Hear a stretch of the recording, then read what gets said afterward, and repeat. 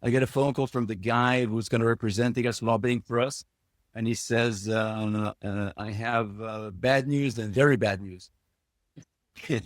That's a good opening line. Let's start with the bad news. And he goes like, the bill passed and they're super serious about it. And, they're going to go after everybody that's doing online gambling in the United States. And at that point, nobody in the industry believed this is actually going to happen. And then I said, okay, if that's just the bad news, what's the super bad news? It says, I think you shouldn't come to the United States anytime soon. Oh my God. Oh my God. And I'm like, but I'm a new CEO. I just joined the company. I don't think that matters.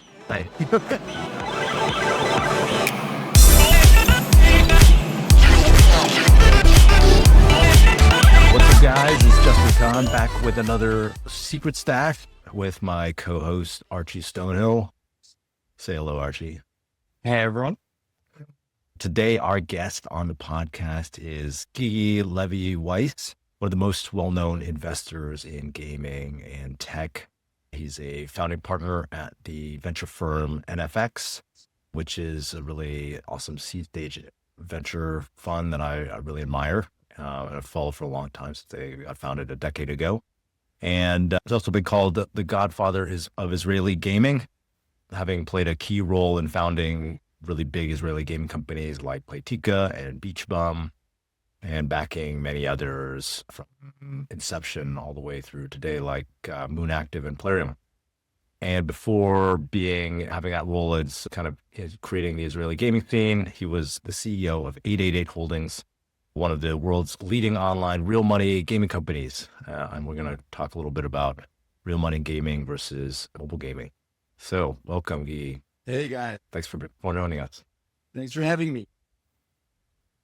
Awesome. Thank you for joining. And I can tell you from my own experience in Israel, Gigi definitely towers over the industry there. He's like a major figure. And a check from him is pretty game changing for many startups. But today we'll be talking about his experience being one of the founders of the Israeli mobile games industry and kind of social gaming more broadly, what he brought over from his experience in real money gaming, and what the kind of early dynamics of mobile and social gaming were. We'll also be discussing kind of his more recent experience as an investor, including his approach to investing, his involvement in companies that have been really leading a lot of the distribution changes we've been seeing in games, like the growth of direct consumer, and any other major dynamics we're seeing in the games industry with a focus on distribution or other underlying industry structures. Awesome. Cool. Well, maybe we can start with your pre-mobile gaming career. Can you tell us a little bit about what you did before mobile games and games? Yeah. So I think that like many people, you end up being recognized for that one thing that was super successful. And not always do you feel that that's really who you are. And so I was a gamer. I always loved gaming, but most of my career before Playtika had nothing to do with games. Boring companies, software companies, enterprise companies. I started 2 companies before that, and one of them was not good. The other one got sold very early, but it was in building automation over IP, which just shows how old I am because it was novel at the time. And I was an Air Force pilot before that. And so what happened is that when I was working in this large company called Amdocs, which is this very, very large, tens of thousands of people company, I ran Europe and Latin America. I didn't found that company, but I wanted to understand how it is to work in a large company. And so I got a job there, managed 5,000 people, try to understand what I take from it, what to do, but also a lot of what not to do, what makes large companies slow and how can you avoid it. And then after a few years, I got a call from a headhunter. It said, hey, there's this company called 888. They're just gone public and they want somebody to come and be the CEO. Initially, it's going to be like a few months of COO and then CEO. And I didn't really know that much about the company. I mean, I read about the IPO, but I really wanted to move from B2B, heavy, slow, big tech into B2C. It was always my thought it's my passion. I didn't know back then, but I thought it's my passion. And so while not really knowing that much about gambling, I think I've been to a casino a couple of times before that only. I mean, I did play poker with friends, but not really anything beyond that. And Israel is not a gambling country, meaning gambling are predominantly illegal in Israel, so you don't really get that much.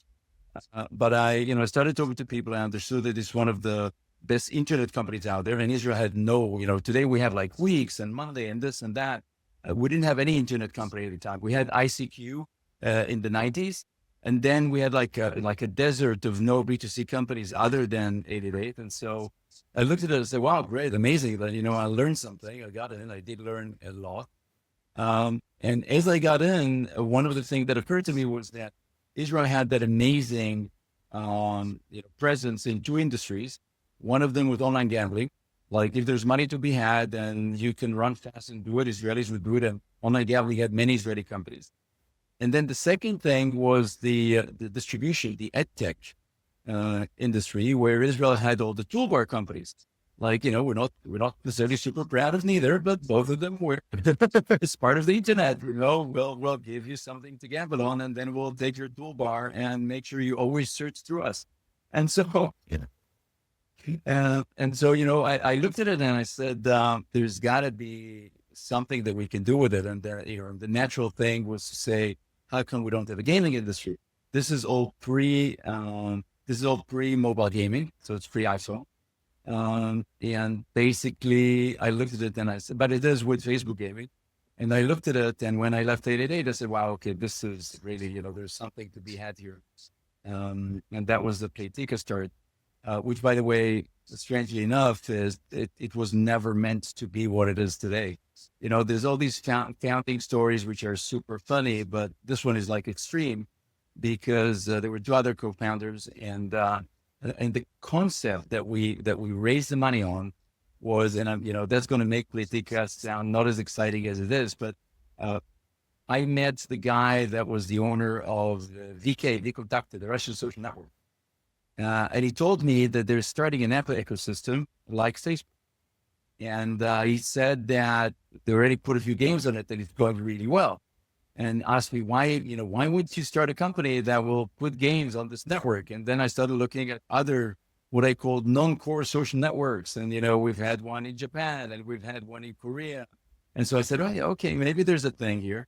The first thing I did is that I took one of the co-founders, who was a good friend, and worked for me a little bit many years ago. And I gave him money and I said, go and check this Russian thing. He said, but I don't know anything in Russian. So we found a girl that translated everything for him. He looked at it and said, wow, that's great. So we started a company that was supposed to copy successful games from Facebook into other social networks. The first game was okay. The second game was like, okay, we were making a bit of money. And then the founder, the product guy, said, there's a game I always wanted to build. It's like, it's a strange idea, but I want to build it. And said, what's a strange idea? I said, it's got to be a slot machine where you pay money to play it, but you can't get money out. Yeah, okay. I mean, I understand why it's good for us, but why is it for the customers? And he said, no, there's only this entire mechanism where you unlock new content. And, I've seen in the real money gaming industry how people really want the new content. And so being that everything was built really quickly, I said, sure, build it. And he puts it on. He built it in no time. He puts it on. And the first day it's on VK, it makes more money than the other games combined that have been running for a few months. And the next day it kind of doubles, and then, okay, we have something. And so they continue doing this. And then after a few weeks, the two other co-founders come to me and say, we want to put it on Facebook. We think it's a good enough game. And in my sins, what I tell them is, guys, we raised capital to go after secondary social networks, and we really didn't, we don't have the budgets to market on Facebook, and it doesn't make sense. We raised just a bit of money, and and they said, oh, it's fine. We're not going to put a lot of money in. So that's surely not going to work. You get Zynga and others, and everybody's kind of throwing infinite money, and they said, no. And I said, you know what, guys, let's let's see. And by that time, the game makes like $200,000 a month on this BK, on this Russian social network. And we put it on Facebook, and it makes more than that in the first day. And by the way, we have no idea why. Like literally, at the time, It was Sean Ryan running the games team. He was a friend. I spoke to him. It's like, I spoke to the platform. Nobody understood.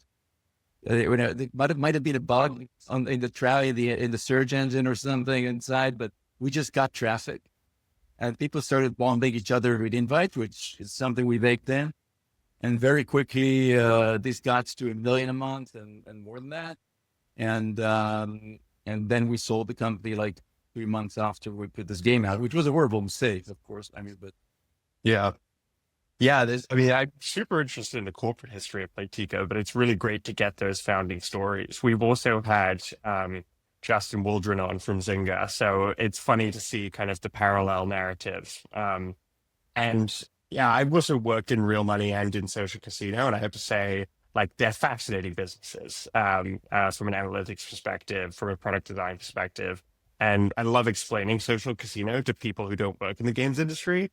And just like, well, that's insane. And I'm like, well, if slot machines were ever about making money, no one would ever play slot machines because no one makes money playing slot machines. So, it's really not that surprising if you think about it a little more deeply, but it does sound wildly unintuitive. yeah, well, I think that Ori, the founder that brought this idea, he did understand something. He's one of the best product people I know in the world, and especially in gaming.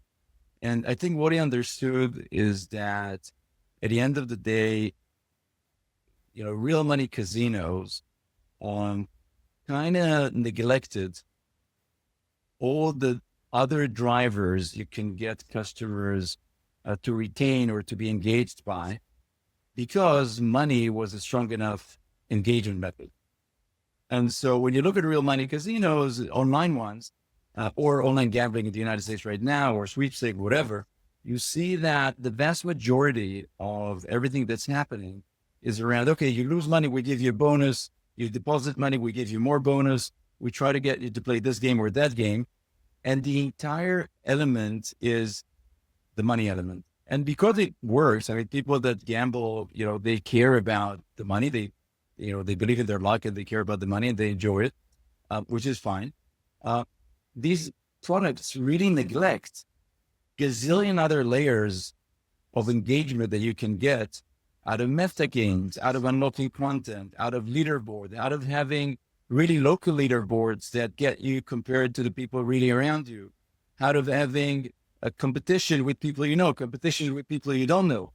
And all of these things, one thought is that if you put them into real money gambling, they could make real money gambling much better, which, by the way, this is what Papaya Gaming did compared to Skills. Skills took a game and stuck a real money engine in it and said, that's enough. Papaya came and said, well, no. We want to control the entire experience. And the entire experience is not playing for real money all the time, because you may not have money now. And if you don't have money now, we don't want you to go away. Or if you lose money now, we don't want, the only thing we can offer you is some money back. We want to offer you now to play in the part where you can win your loyalty points, or you can get higher on the leaderboard, or you can play with friends not for real money, but for diamonds. And so these things, like understanding that real money is a super strong motivator, but it also kills innovation. That is something that this guy Ori understood. And this is what he did. And his insight was that while everybody expects a slot machine to just be about money, if you bring all these other things, it's so strong that you can even give up on the money. And that was the insight. He made it so good that you could actually give up on letting people win money in a slot machine, which is nuts. And I remember presenting this to one of the top CEOs of one of the gambling companies in the United States. And he looked at me and said, "You're kidding me." And I said, "No." He said, "What do you mean?" I'd if we could not pay out on the slots, that would be amazing. We would make And I'm like, look, it doesn't work like that. It's not as if I'm saying you can not pay, period. But that was the insight, and that was the metagame that he built around it, and different layers of metagame, and then sticker collections and virtual pads. And the more you added, the more engagement you created around the game without having to pay out, which is what made it what it was.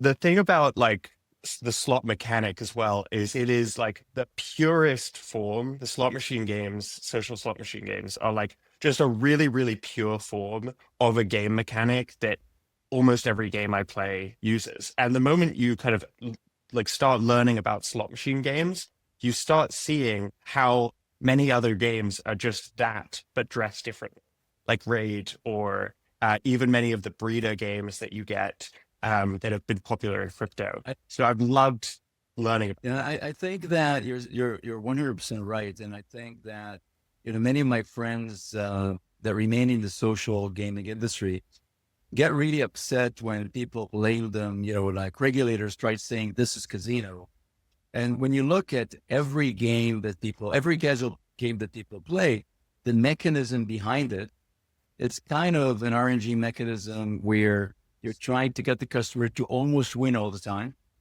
And, the game economists do the same thing everywhere, in Supercell games and in King games and in other games. And it is true that the reality is that when you think about what is the purest form of a core game that later on leads to being able to play in a meta game, the purest form is the form in which you don't need to actually do anything in the core game, right? That's the purest form. Like you go to the core gives you something, you go to the meta, core gives you something, you go to the meta. And I think that, for example, Moon Active, that is where their game, their number one game, Coin Master, which is a multi-billion-dollar franchise that's done so well, and one of the games that I adore. The way the way they developed it over the years, and they made it so much more engaging and so much more interesting. But their core insight was that given that their meta is so good, the combination of building and looting and stealing and attacking, this combination is so good and so tight and actually really social. I mean, I like social casino, which is not social at all, right? But really social, that if you burden the core with like something like Tetris or something like a match or something, you would make the core too hard, even if it's really simple, too hard for what people really wanted to do, which is just to get more attacks or more steals or more things or more shields to defend themselves, and then to build their village more. And so when you do that and you ask yourself, okay, I want a core that is the most neutral core that people still love, and that is really, really, really simple, then slot ends up being the best one. And I think Coin Master, on one hand, you look at it and you look at the time spent in the game and you're like, okay, the slot is not the material thing. We could probably switch it for something else. You switch it for something else, the game will not be the same. So can we talk about the acquisition? So curious how that happened. It seemed kind of out of the painful parts. Okay. Yeah, tell me about the painful parts. So Caesars bought it in 2011, right? For something between $80 and $90 million. So we kind of started the company in 2010, even late 2010, if I recall correctly. And the company's 1 year old, and it's going really well. And I have a history with Caesars because 888, if you remember, if you want the really hard stories. So I get nominated to be 888's CEO, and a month and a half later or so, the company faces UEGA, this bill that closes the United States. Like 65% of the company's revenues is the United States. And if you look at the numbers, it's roughly $300 million. 65% of it is US, and the company makes like 90 million EBITDA. And now this happens on a Friday night. The bill passes. I get a phone call from the guy who's going to represent us, lobbying for us, and he says, "I have bad news and very bad news."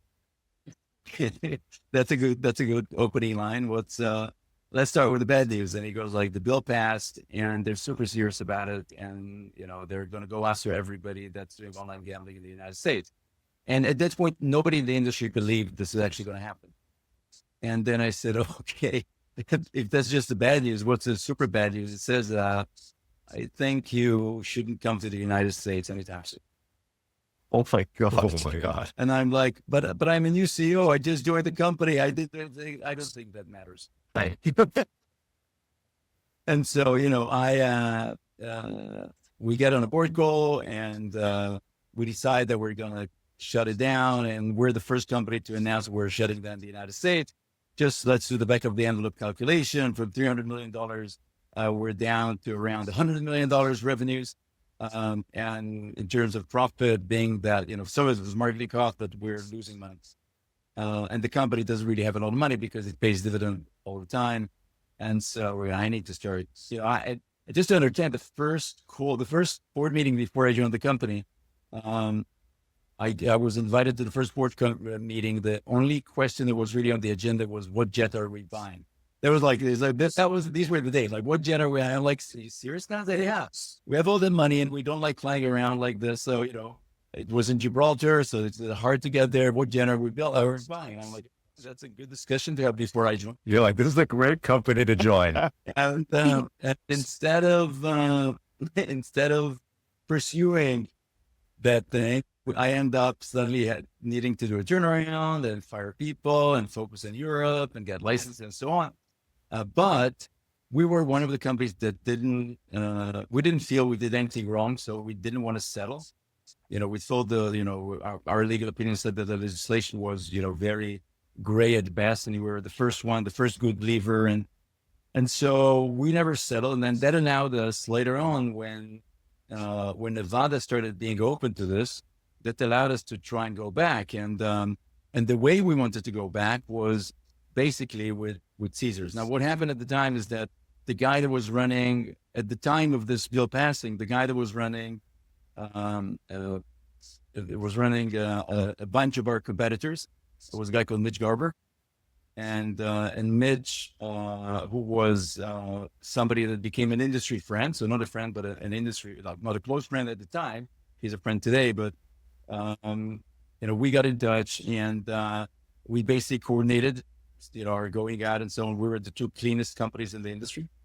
And then Mitch, years later, went to work for Caesars, create something called Caesar Interactive, and Caesar Interactive wanted to do real money gambling online in the United States, and the license was Nevada license, and they needed the platform, and we ended up agreeing that we will be the platform, but we needed to get licenses. So we went together to the process of licensing 888 in Nevada, which was the first online gaming company ever to be licensed in the United States.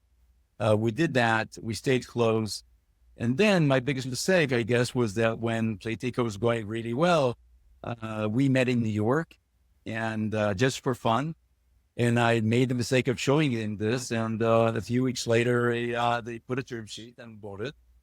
Altogether, I think the deal with everything, it was like two parts and this and that, but altogether it was like 180 million or something. So it was, for a company 1 year old, it's pretty good. You could do worse.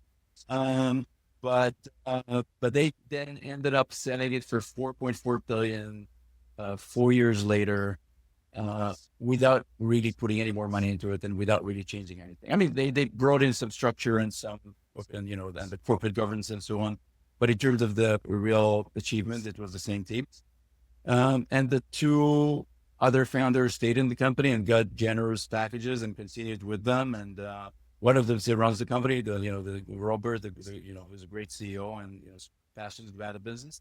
But I, at the time, the question was whether I'm going to stay in or not. And they wanted me to stay in, but then they suddenly sent a small paper that said, then you can't be involved in any way or form in any gaming or gambling company. And I'm like, I don't, by now I'm addicted to this field. I don't think that I'm going to be able to not.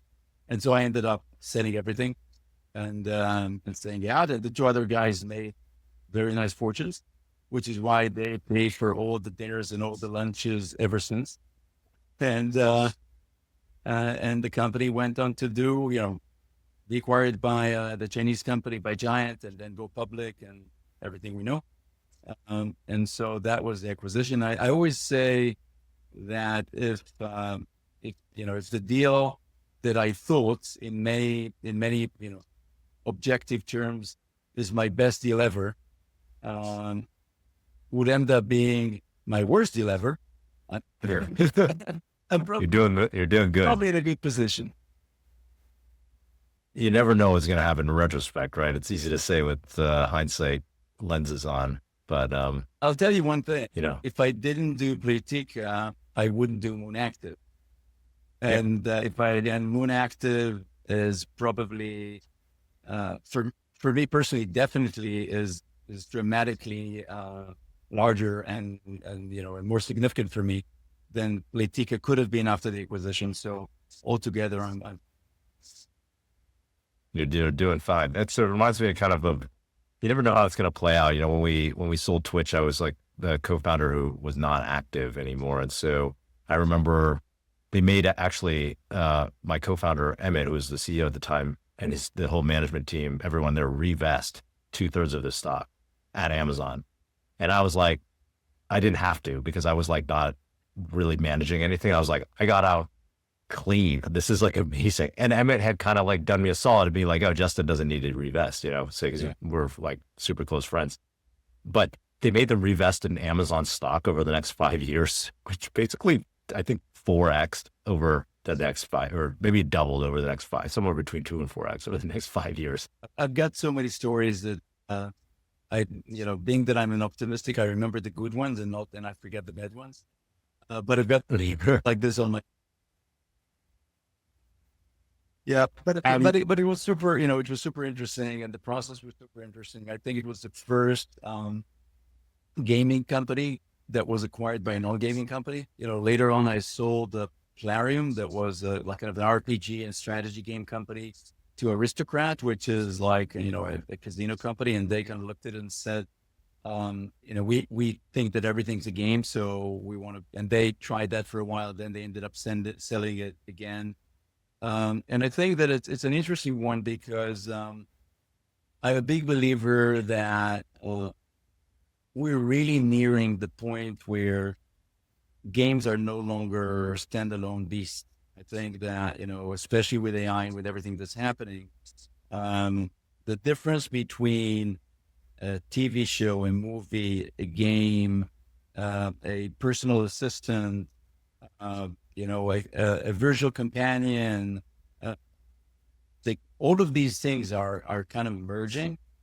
And so, one of the themes I have in my mind is that we're not far from the day where more and more games related acquisitions are not going to be by other games companies, especially given that the large games companies no longer necessarily have, they no longer necessarily have the money to buy other games, or there's nobody to buy them. And so, when you think about, let's think about OpenAI, and OpenAI eventually, they're buying today customer access. They're buying, like, their assumption is that if I get on ChatGPT today and there's some persistent memory, I'm not going to go elsewhere. And, they're going to be good enough. They're not going to be, maybe not always the best, but they're going to be always good.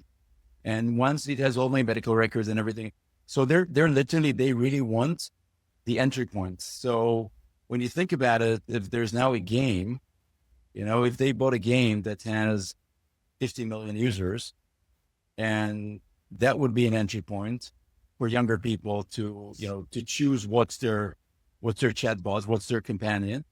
So, I think there's all these different companies that are going to look, and for me, it was a really interesting experience because even when I sold it to Caesars and then later on to Aristocrat, which are kind of close, it's not very far. The interesting thing was how I had to kind of teach them the way we look at games. They didn't come and say, what's the retention? I had to explain to them why retention, the way we look at it, matters. I had to explain to them how we look at engagement. I had to explain to them why I don't care about monetization the first week or whatever, because they just didn't understand it. They didn't understand the long-term perspective and the relationship people build with the games, and the fact that this is becoming, for people that play games, this is their number one pastime, and this is their number one entertainment element. It's more than anything else.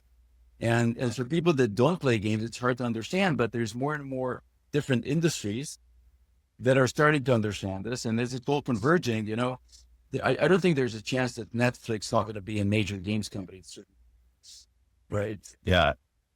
Dude, this is super interesting. Do you think that is like right now the games companies, I guess the margins are depressing and most of it's going to UA. So maybe it's the case that in the world, there are other companies that have a better monetization model, like an OpenAI or something that can better afford to acquire companies. So I think that there's a few things that are happening. The first thing is that we now live in this ridiculous period where the distribution platforms are making more money than the gaming platform. I don't think that's sustainable.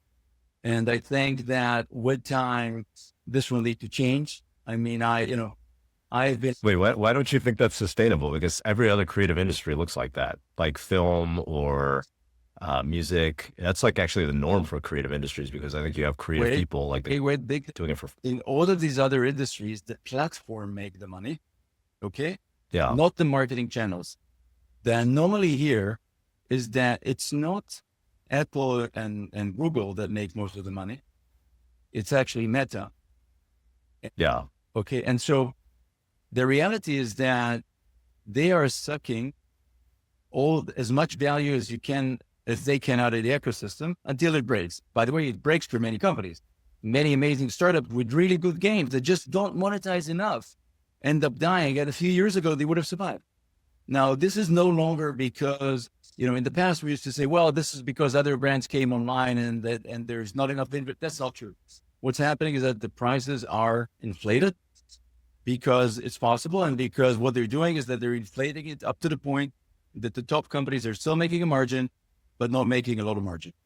And, you know, if they increased it a bit more, everything would break. And if they lowered it, then more companies would flourish. And I basically think that would be good for everybody. I think in reality, you know, what this forces is larger companies with larger franchises, with the focus on making every franchise last longer, because, you know, you brought a customer in, you need to make it worth something, which I don't think is great for I'm not sure it's great for the consumers. And also on top of it, it forces larger companies that can actually create a network of the games. Again, not that we're doing it 100%, but everybody's kind of, you know, cross-marketing or pulling customers from one game to another. And I think that with time, the industry, and I've been trying to play around with this for a while now, but essentially what we're doing is that, you know, my companies between them are paying Meta a lot of money to steal customers one from the other. Yeah. And that is kind of ridiculous because many of these customers that they're stealing one from the other are already churning here. And Meta is just the bridge to bring them somewhere else. But they're taking a lot of money for that bridge, where these companies could do that at very little price. And so, you know, I think that we're not far from the day where companies are going to look in the mirror and say, we hate each other, but we need to work together. And we need to find a way that, because I don't think there's, you know, the number of players that are new players, meaning they never played a game, that are being installed in Meta every day is nothing. It's super small. Yeah. All these customers are customers, and predominantly when I look at many of our companies, or I look at one company that has many games, they've played many of the games. Okay, if we were able to not switch them through somebody who's making a lot of money, the industry would make so much more money. And I think it's also, I think to your point, like there's a lot of scrutiny on Apple and Google's 30% cut, but like, you know, I think that's a tough number because they do provide a distribution service. Who's to say what the fair price is? I think if you look at the policies they've had that are most egregious and that are drawing the most regulatory scrutiny, at least in the United States by the federal government, it's actually their prohibitions on store within stores, as well as their crackdown against like, you know, the prohibitions on alternative distribution routes. And I think if you look at Apple's like combined set of policies from ATT to store within store bans, it's really to protect against exactly what you're describing. Because if a single publisher could operate a multi-game environment, right, really viably through an app they distributed, then they would take on more of that like platform audience aggregation benefit themselves, as has happened in Asia, right? So I think if you want to predict what the model would look like in a more open environment, I think you're exactly right that like you'd see more aggregator apps or more aggregator platforms whose function is to own audiences. We're starting to see today, and some of the D2C store. Remember, everybody has a D2C store today.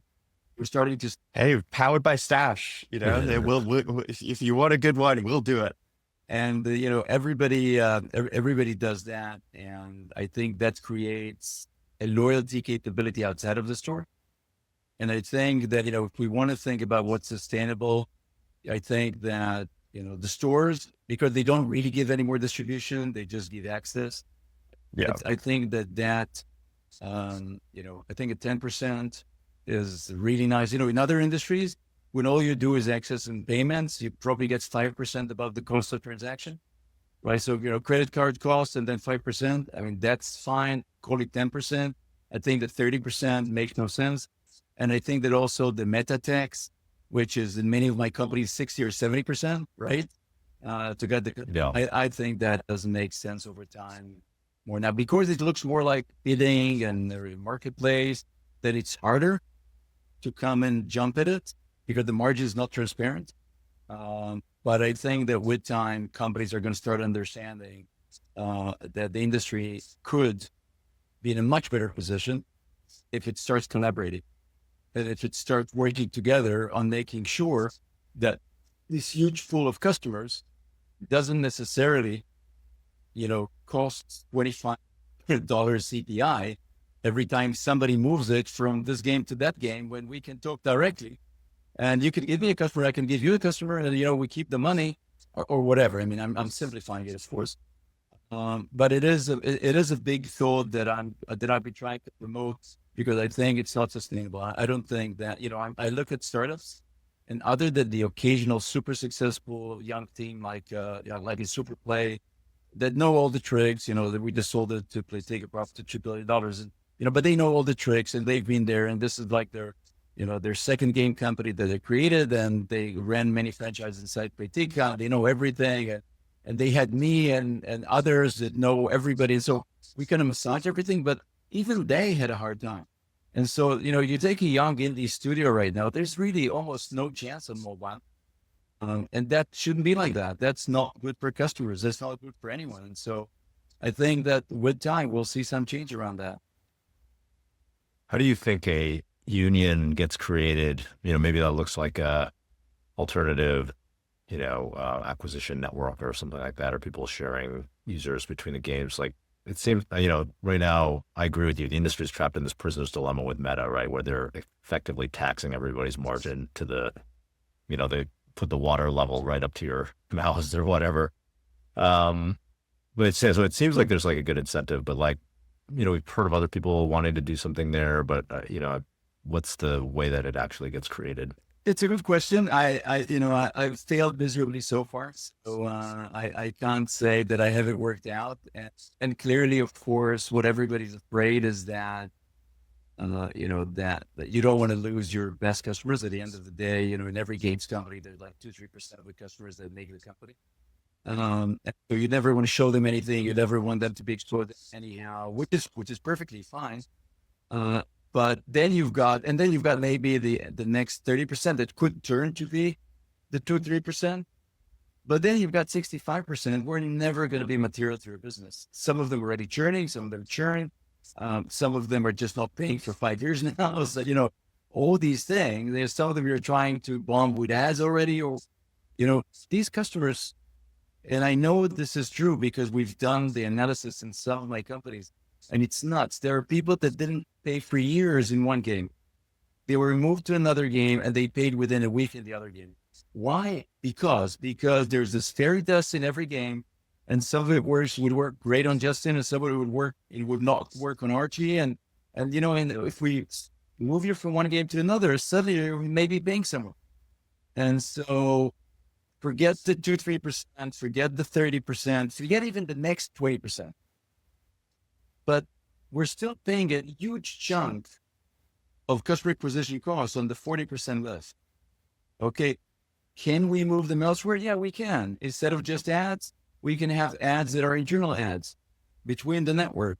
We can have email marketing. We can have, incentivized campaigns from one game to another, like app-like or others. There's all these tools we can do that do not require us moving through a Facebook. Yeah. Somebody else. And, I don't know, ideas. Maybe there should be a rev share back to where it came from, the game it came from, so that there's like Definitely. not a full incentive to like if you get remonetize that user in someone else's game, you get something instead of getting nothing. So you're 100% the intention. The intention is to keep the money within the industry.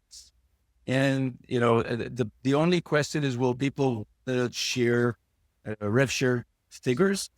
And that's why potentially CPIs are better. But the purest form is rev share.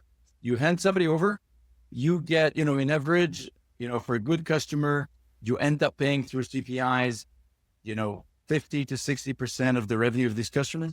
So let's call it a better deal now. Let's call it 30%. And let's say whoever you're sending, you're getting 30% of revenue perpetually. So I think there's all these things that we can do, and the industry would be smart in going in that direction, because we're constantly being capped with the water just here. And what it mainly does, it kills innovation. The large companies manage, and they can play journally between their games, and they can do all these bunch of things. But the smaller companies, they can't make sense meets right now. I guess that's where I get nervous about this. I do think, like, at its most visionary, this is where crypto has a potential part to play. I'm generally a crypto skeptic, but I do see this image of aligning incentives across multiple platforms. The thing that worries me, though, is that another way of doing this, of basically aggregating a single audience and sharing across different products, is just by, scale, right? It's, as you mentioned, Netflix could do this, but to some extent, so can Zynga. And that makes me very worried that this coming about would really favor incumbents and would make it even harder for startups to succeed, to get access to these. That is indeed a risk. I think that over time, if there's going to be an alternative way, this is going to eventually reduce the prices also on the platform, meaning that the startup will enjoy it eventually. If I'm a large company and I end up buying cheaper from another game company, this will eventually reduce the prices on Meta, because the price is going to go down. There's going to be less demand. And so anyway I look at it, in a perfect market, the startups enjoy it, even if they're not invited to the network initiative, just because the rest of the inventory is going to be, less demanded. But you're right. But let's face it, in almost every other industry, we end up eventually with mega players that have distribution advantages. This is not just gaming. Gaming actually, in that regard, is probably the largest, still fragmented industry. I mean, if you're a startup, you look at it and you say the top charts haven't changed in years, and it's the same companies. But if you look at the way this is distributed compared to any other mega industry, it's actually pretty distributed, right? So yeah, it's not an oligopoly of like 3 companies yet. Yeah. Yeah. And then I think hopefully some kind of service layer arises that allows for a more open, or at least accessible, version of this for games, like some unified identity system, cross-game wallet. You can imagine it in multiple forms. Yeah. So look, I was never, I've had my my Web3 gaming period, like everybody, and I think that I was always, I wrote this piece that got everybody upset, because I said that for me, Web3 gaming is 2 separate things. One thing is the concept of play to earn, where you're basically, you're creating a pyramid where the more people play, your initial assets are worth more. You can sell them as well, which I hated. I was never willing to invest in anything that had to do with this, because I know how it ends. Right. And know how eventually the people that will believe in you later on are going to lose all their money. And I just, that's not, and for this to work, you need to promise them that it's always going to go up. And it's not true. and you've already taken out your money. So I really didn't want to touch that. I agree. But then the other side of it was very much pro-consumer, which is the concept of identity and items and character and persistent memory to be available for you to take from one game to another. That is actually something that the game developers don't like that much, but the customers really love. And so I was really advocating for that, because I thought that in a perfect world, we will be in a position where we're going to allow people to move their goods with the right adaptations, their goods, their character, their IDs, their assets, because it doesn't make sense that I paid over the years $500 in a game. And then when I decided I want to go to another game, by the way, even with the same developer publisher many times, my $500 are worth is zero. It really doesn't make sense. I mean, it makes sense for the game developer. It doesn't make sense for me. And so, I really wanted that to work, because I'm a gamer and I wanted this to work for gamers. And I think that failed mostly because the game developers didn't really see the real value for them.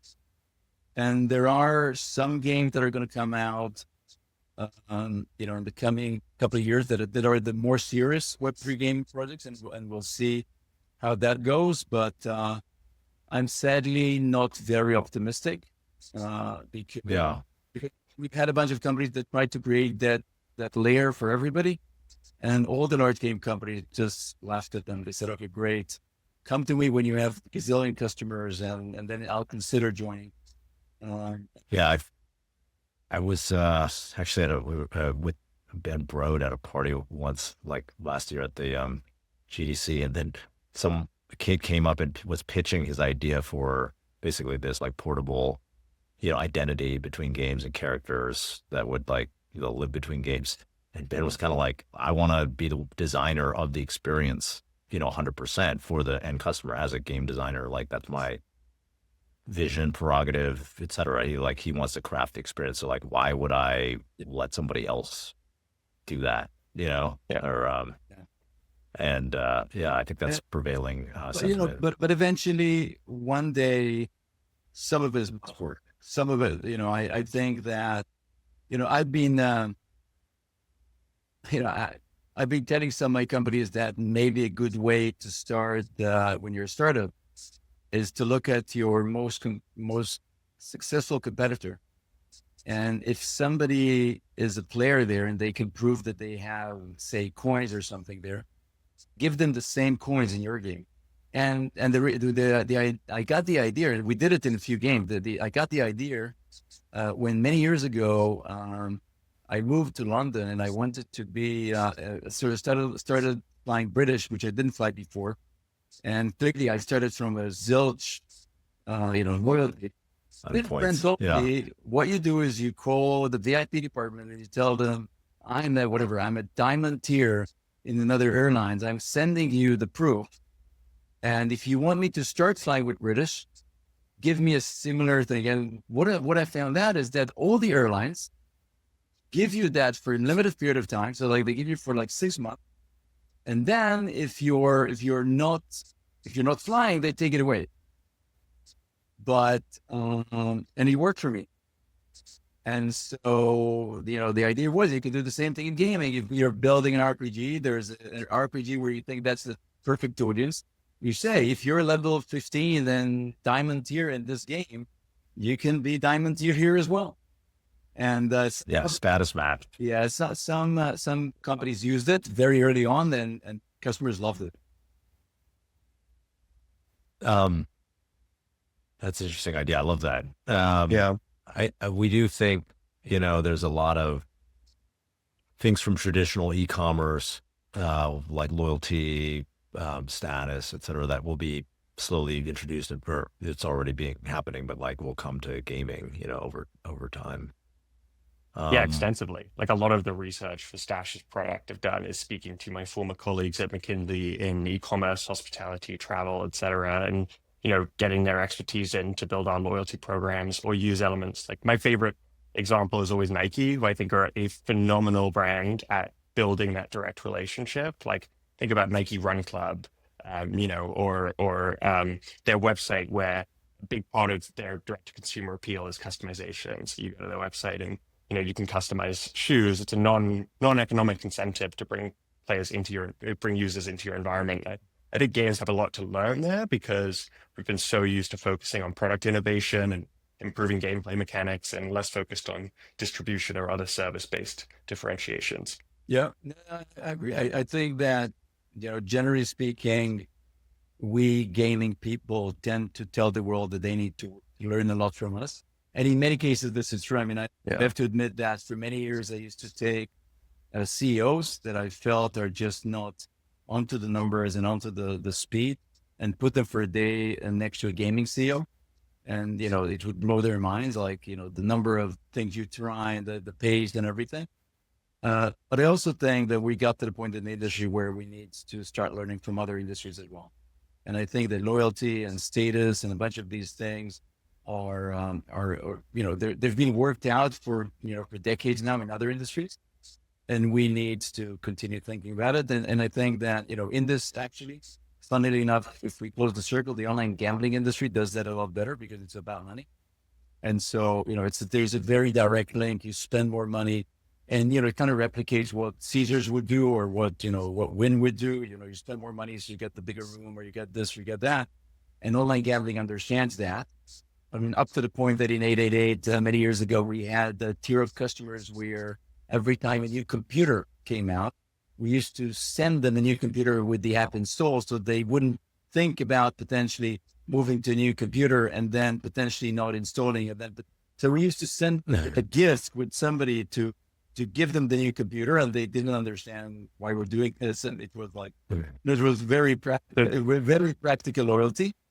But I think that should be a where wake-up Playtika call is. for you as a customer, maybe. Your gambling company is sending you a new computer. That's possible. I can share with you that I don't think any of the people that got it was worried about that. But famously, Playtika's done the same thing. So now I can see where they got the idea of sending those devices. But you know about that. Yeah, Of course. I didn't want to talk about Playtika on that, but yeah, you can understand where the idea came. I could talk about it. You can't. Yeah. And honestly, like a big part of, we're a US based company, but I've spent a lot of my career in games in Europe. And I think that both sides of the Atlantic and then Asia actually have a lot to learn from each other here as well. I think that the US companies are a bit more forward on being cross-platform than the European ones. And then Chinese are more forward on that even. And then there's a lot of loyalty and customer service stuff from the Israeli companies in particular that a lot of the big US companies could learn from. Yeah, I agree. What if it's I've watched NFX actually since you guys came out, and I thought that you kind of articulated something that was happening that no one had articulated on Venture before, which was network effects is one of the most important things. This is 2015, I think, and that this is like making companies, and a little bit of what we're talked about with Meta being able to tax every gaming company up to their margin is effectively because of their network effect. And so I'm curious, like, if you find, I feel like a lot of these, we've both been around for a long time in the industry and like seen a lot of these obvious network effects get turned into monopolies effectively on the internet. Do you think there's like any left in gaming to be exploited, or like any, are there network effects that company you've seen being used more recently in games? So, it's a great question. And, we all, when the three of us started the fund, James was writing and talking and investing and creating network effect businesses. Pete founded Trulia, which was a marketplace. And I invested in many network effect businesses. And we found that we're all, the three of us, obsessed with the power of network effects and how defensible they are when it's right. And I think that we then decided to call our fund NFX, for network effects, because we wanted something differentiated, because we thought that's where the value is, and also because we own the domain. But our thesis was that every company either has one or can add one. I think that a few years into it, the answer is not every company can add one, and not every company should have one, and that's fine. especially in B2B, right? And B2C, it's harder if you don't have any sort of network effect. But especially in games, on one hand, we call our games social games, but in reality, many of the games are just standalone experiences. And I think that what we've been looking at over years is trying to find out whether there's any new secrets as to how you can create network effect in a game that are going to be different than just multiplayer games. Because again, in games, many people mix wrongfully network effects and virality.